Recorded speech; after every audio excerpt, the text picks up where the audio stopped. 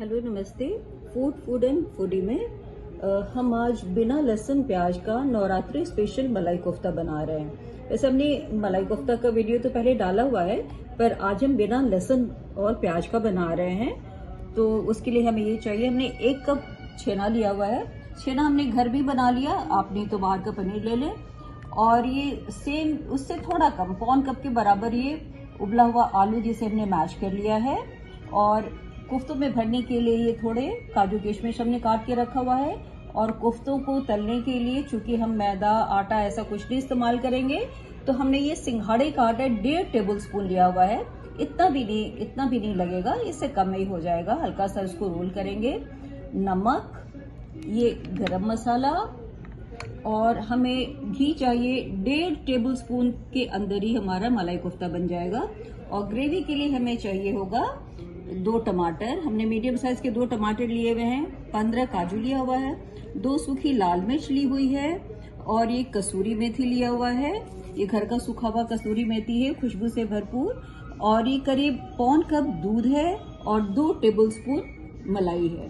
तो बस इतनी चीजों से हमारा बहुत ही स्वादिष्ट मलाई कोफ्ता बनकर के तैयार हो जाएगा। तो सबसे पहले हमने 2 टमाटर को काट लिया है, मोटे टुकड़ों में काट लिया है।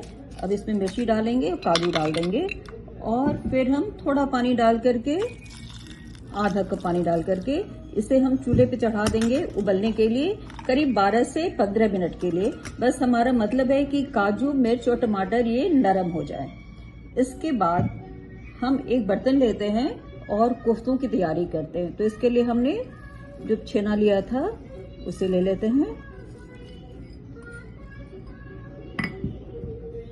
ये उबला हुआ आलू ले रहे हैं। और सबसे पहले हम छेनों को हाथ से इस तरह से अपनी हथेली से मल करके खूब चिकना कर लेंगे।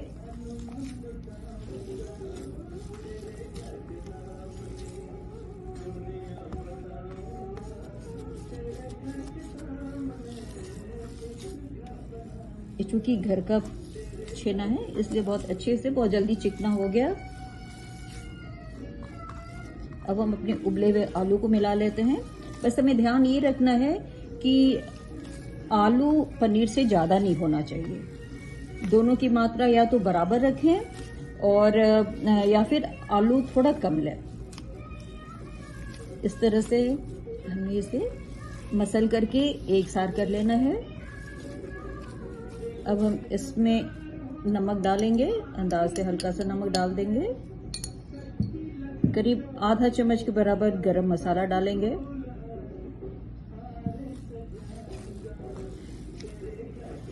अच्छे से मसल करके फिर हम इसके कोफ्ते बनाते हैं।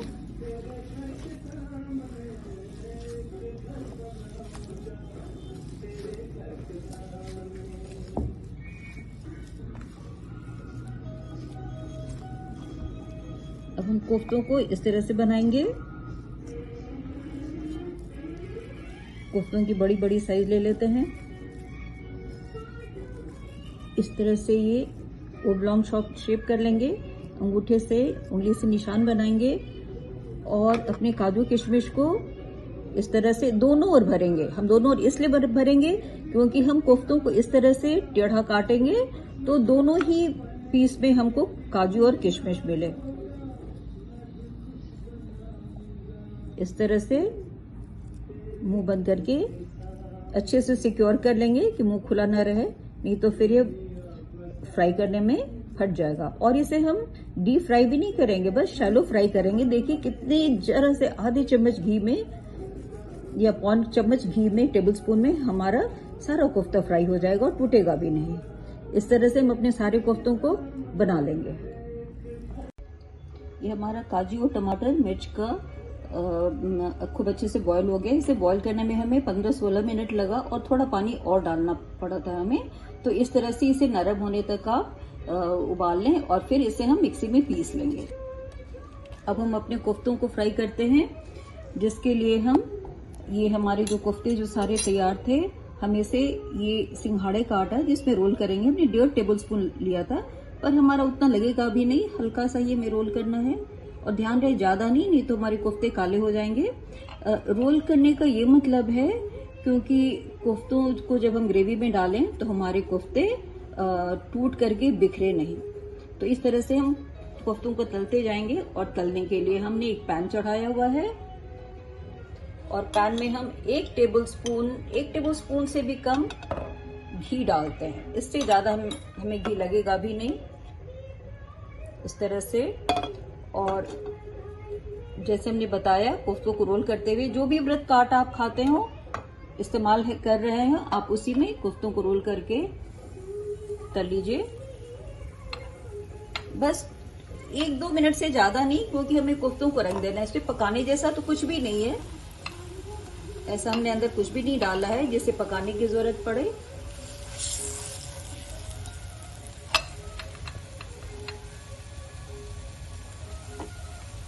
और इसे हम पलटते जाएंगे और बहुत तेज आंच नहीं रखेंगे।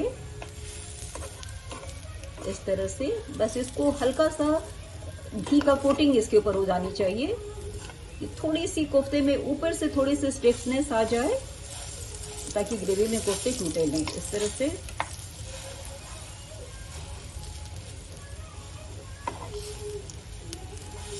आंच को हम बहुत तेज नहीं रखेंगे।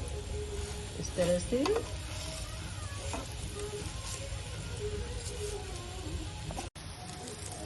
ये हमारे कोफ्ते बहुत ही स्लाइटली फ्राई हो गए हैं। अब हम इन्हें निकाल लेते हैं।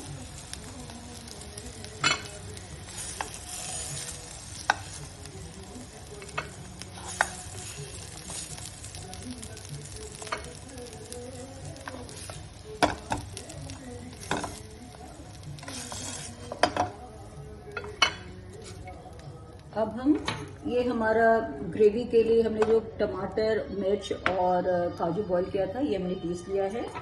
अब हम आधा टीस्पून घी डालेंगे। बस इतने में ही हमारी ग्रेवी तैयार हो जाएगी। क्योंकि ये तो हमारा पका हुआ है, सब कुछ ये हमारा ग्रेवी का सारा मसाला पका हुआ है। अब हम सीधे इसमें डाल देते हैं।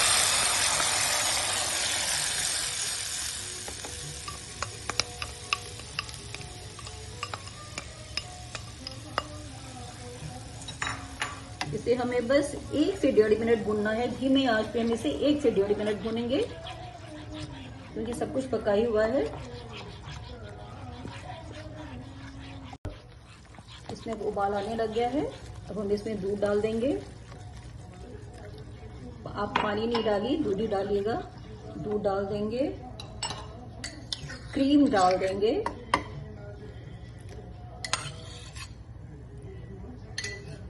आप चाहें तो कम क्रीम भी डालिए। अगर आपको ऐसा लग रहा है कि बहुत रिच हो जाएगा तो क्रीम की मात्रा थोड़ी कम कर दें। नमक डालेंगे, सेंधा नमक ही डालेंगे क्योंकि चूंकि व्रत का है। और ये थोड़ा सा आधा चाय का चम्मच गरम मसाला हम डालते हैं। अब इसमें फिर से उबाल आएगा,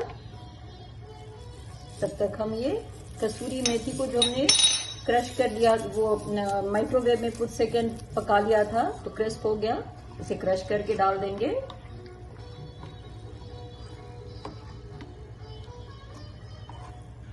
अब हम सर्व करने की भी तैयारी करते हैं।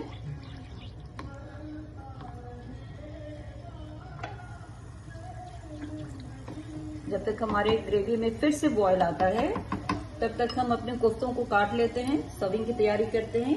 हमने कोफ्ते रखे हैं और जैसा हमने बताया था कि कोफ्तों को हम स्लैंटिंग काटेंगे, जो देखने में भी अच्छे लगेंगे। और फिर काजू किशमिश दोनों तरफ, ये इधर आ गया, इसमें डाल देते हैं। दोनों ही तरफ काजू और किशमिश आ जाएगा इस तरह से।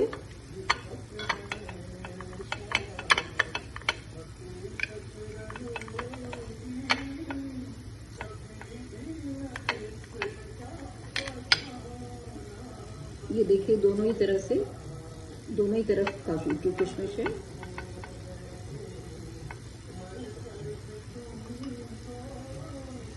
हमारी ग्रेवी में बॉईल आ गया है। अब हम कोफ्तों के ऊपर चूल्हा ऑफ कर देते हैं। कोफ्तों के ऊपर अपनी ग्रेवी को पोर कर देंगे। याद रखिएगा, कभी इसके अंदर कोफ्ते नहीं डालिएगा, कढ़ाई में कोफ्ते नहीं डालिएगा, पैन में नहीं डालिएगा। आपका ग्रेवी हमेशा गर्म रहना चाहिए। अगर आपने कोफ्ता पहले बना के रखा हुआ है तो कोफ्तों को आप डिश में डाल लें और ऊपर से ग्रेवी को गर्म करके धीरे धीरे डालें।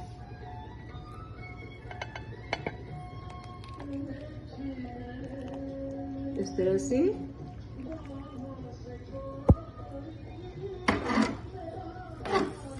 हमारा मलाई कोफ्ता बन करके तैयार हो गया, जो सर्व करने के लिए तैयार है। तो ये आपके व्रत के समय का ये नवरात्रि स्पेशल बिना लहसुन प्याज के मलाई कोफ्ता जैसी डिश तैयार हो गई है। तैयार हो गया।